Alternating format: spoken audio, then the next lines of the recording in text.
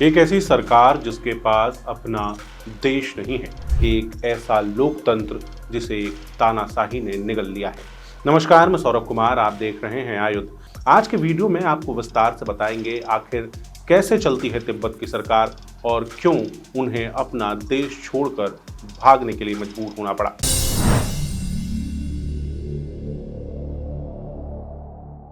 साल 1947 में भारत नया नया आजाद हुआ था और जब भारत आजाद हुआ तो उसके पड़ोस में एक देश था जिसका नाम तिब्बत था।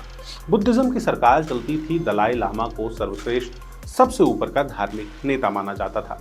लेकिन 1950 के दौरान चाइना ने तिब्बत के ऊपर हमला कर दिया और इस दौरान लाखों की संख्या में लोग मारे गए। जिस समय चाइना ने हमला किया उस समय 60 लाख लोग तिब्बत में रहते थे। इसके दौरान लगभग हजारों की संख्या में लोगों की मौत हुई और अब तक 12 लाख से ज़्यादा लोगों की मौत तिब्बत में हो चुकी है और 6000 से ज़्यादा मठों को, बुद्ध के मठों को नष्ट कर दिया गया है, उनको बर्बाद कर दिया गया है। चाइना के कब्जा होने के बाद 1959 में पहली बार तिब्बत के लोगों ने आंदोलन किया तिब्बत की आज़ादी के लिए। इस समय बड़ी संख्या में लोग सड़कों पर निकल के आए, लेकिन चाइना ने फोर्स का इस्तेमाल करते हुए, हथियारों का इस्तेमाल करते हुए इस आंदोलन को बुरी तरह कुचल दिया। इस आंदोलन का नेतृत्व कर रहे थे धार्मिक नेता दलाई लामा, जिसके बाद उन्हें उनके ही देश से निर्वासित कर दिया गया। आज स्थिति यह है कि भारत में दलाई लामा एक जाने पहचाने चेहरे हैं। हर कोई दलाई लामा को अच्छे से जानता है, लेकिन ये कहानी इतनी आसान नहीं रही। 1959 में जब दलाई लामा तिब्बत से भारत आए, उसमें भारत के प्रधानमंत्री जवाहरलाल नेहरू ने उन्हें रिसीव किया और उन्हें धर्मशाला में अपनी निर्वासित सरकार चलाने की अनुमति दी। 2 सितंबर से निर्वासित संसद की शुरुआत हुई और इसी को तिब्बत डेमोक्रेसी डे के तौर पर मनाया जाता है। जो अभी के दलाई लामा हैं, उनका जन्म 1935 में हुआ था और बौद्ध धर्म में ऐसा है कि दलाई लामा बनाए नहीं, ढूंढे जाते हैं, क्योंकि ऐसी मान्यता है कि जब किसी दलाई लामा की मौत होती है तो उसके बाद उनकी आत्मा अपने लिए उपयुक्त शरीर ढूंढती है।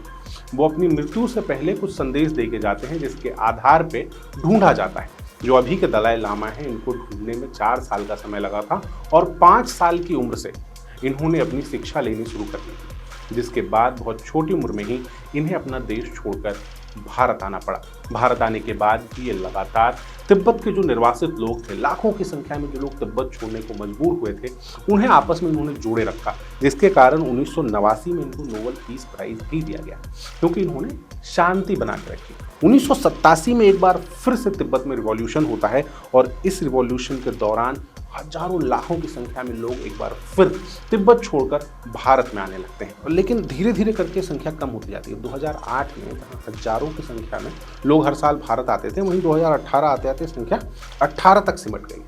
क्यों? मेनली कारण है कि मौसम बहुत ज़्यादा खराब हो चुका है, क्योंकि तिब्बत से जो लोग आते थे वो लोग पहाड़ी रास्तों से बर्फ में होते हुए आते थे, हिमालय से धर्मशाला और नेपाल। लेकिन अब एक तो गार्ड्स की पेट्रोलिंग बढ़ गई है, मौसम बहुत ज़्यादा खराब हो गया है और साधनों की कमी। 2006 में एक वीडियो वायरल हुआ था जिसने दुनिया भर में लोगों को हिला करके रख दिया था। इस वीडियो में देखा गया था कि किस तरह 43 लोगों का एक ग्रुप तिब्बत से भारत की तरफ आ रहा था। तभी चाइना के जवान, चाइना के सैनिक उसे घेर लेते हैं और एक 20 साल की बच्ची को गोली मार दी जाती है। इस वीडियो के सामने आने के बाद लोगों ने तिब्बत के समर्थन में बहुत सारी बातें की। ऐसा नहीं है कि तिब्बत के लोग अभी तिब्बत की आज़ादी के लिए कोशिश नहीं कर रहे। एक ऐसा अभियान दुनिया भर में चलाया जा रहा है जिससे चाइना की सरकार के ऊपर दबाव पड़े। बौद्ध धर्म को मानने वाले लोग स्वयं का आत्मदाह कर रहे हैं, अपने शरीर में आग लगा रहे हैं, ताकि दुनिया का ध्यान उनकी पीड़ा, उनके निर्वासन, उनकी गुलामी की तरफ जाए। अब तक 159 लोगों ने, 159 बौद्ध भिक्षुओं ने चाइना के अंदर अपने शरीर में आग लगा ली। इसमें 131 पुरुष और 28 महिलाएं। 10 लोगों ने चाइना से बाहर किसी दूसरे देश में अपने से आत्मदाह किया है, जिसमें से 7 ने भारत में अपने जान दिए हैं और 3 लोगों की मृत्यु नेपाल में हुई है।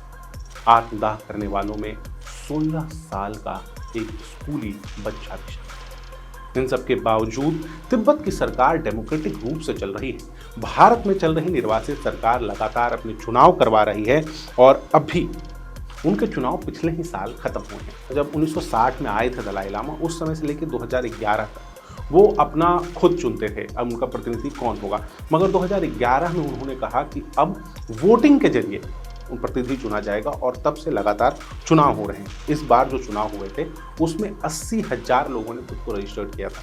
रजिस्टर करने के लिए ज़रूरी होता है कि आपके पास एक ग्रीन बुक हो, जो कि जो हेडक्वार्टर है धर्मशाला में, वहाँ से जारी किया जाता है। हर वो व्यक्ति जो ये दावा करता है कि तिब्बत से निर्वासित है और भारत के कहीं दुनिया के किसी भी हिस्से में रह रहा है, उसे धर्मशाला से आई कार्ड इशू किए जाते हैं और धर्मशाला में ही चुनाव होता है। इस चुनाव में एक आदमी 10 वोट डाल सकता है, लेकिन ज़रूरी है कि वो 2 वोट महिलाओं को डालें। इस तरह की और बहुत सारी कोशिशें हुई। अब दलाई लामा क्योंकि ढूंढे जाते हैं और दलाई लामा तिब्बत में ही ढूंढे जाते हैं। इसके कारण विवाद इसलिए भी है कि इन दलाई लामा की मृत्यु के बाद आखिर अगला दलाई लामा कौन बने।